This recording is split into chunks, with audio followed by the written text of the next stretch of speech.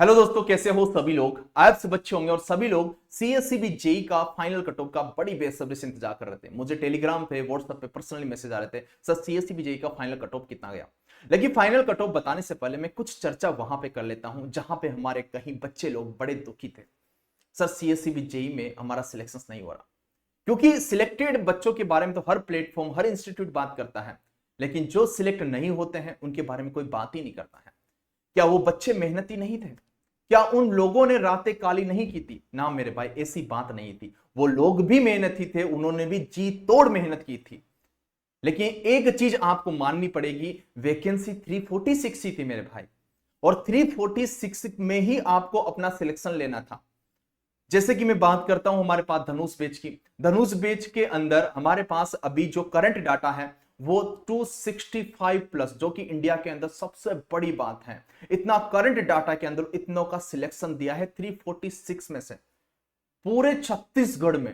अभी तक पूरे जितने भी प्लेटफॉर्म हुए हैं, कभी किसी प्लेटफॉर्म ने इतना सिलेक्शन दिया ही नहीं है, चाहे कोई सा भी डिपार्टमेंट हो। इतनी कम वैकेंसी में 265 का सिलेक्शन हमने करके दिखाया है, और अभी आगे आने वाला डाटा हो सकता है कि 300 क्रॉस भी हम कर जाएं।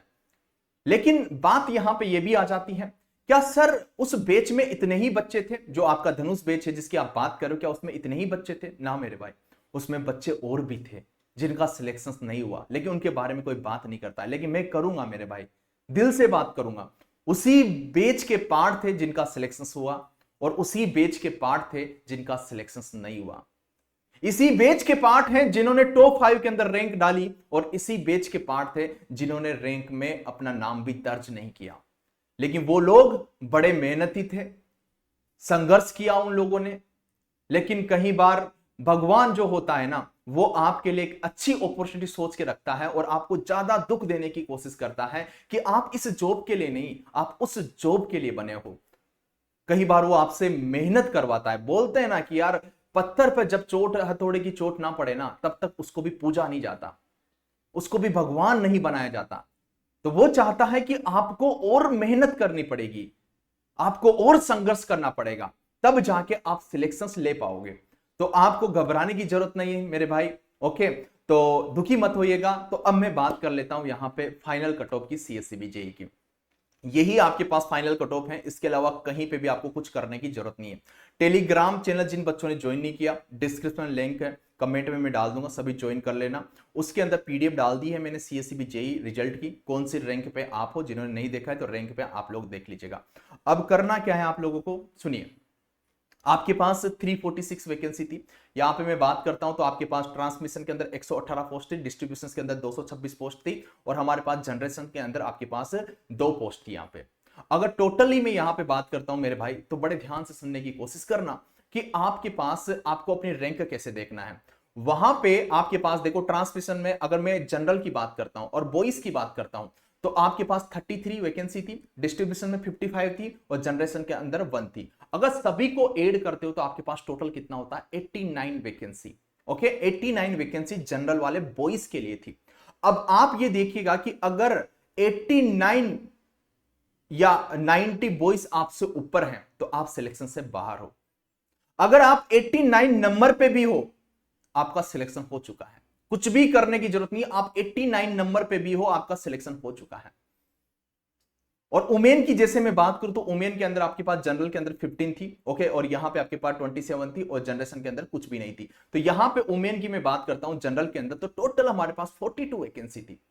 अगर आपके ऊपर 42 लड़कियां हैं और आपका नंबर 43 पे है, तो आपके मतलब 1% चांस है सिलेक्शन के। वो भी 1% जब हो जाते हैं जब ऊपर से कोई पोस्ट छोड़ देता है, उसका किसी दूसरे में हो जाता है, और वो सिलेक्शन लेके दूसरे में चले जाता है, और सीएससी भी ज्वाइन नहीं करता है।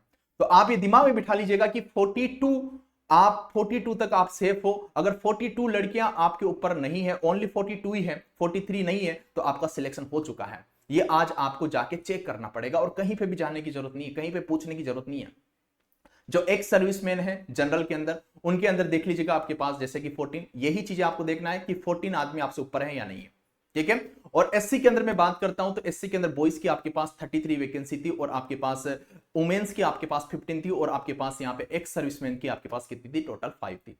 तो इतनी लड़कियां आपसे ऊपर नहीं है, इतने बॉयज आपके ऊपर नहीं है, एससी वाले only category wise. Okay, SC की कैटेगरी के लड़के और एससी की कैटेगरी की लड़कियां इतने से ऊपर नहीं है, तो आपका सिलेक्शन हो चुका है, चाहे आपकी कोई सी भी रैंक हो।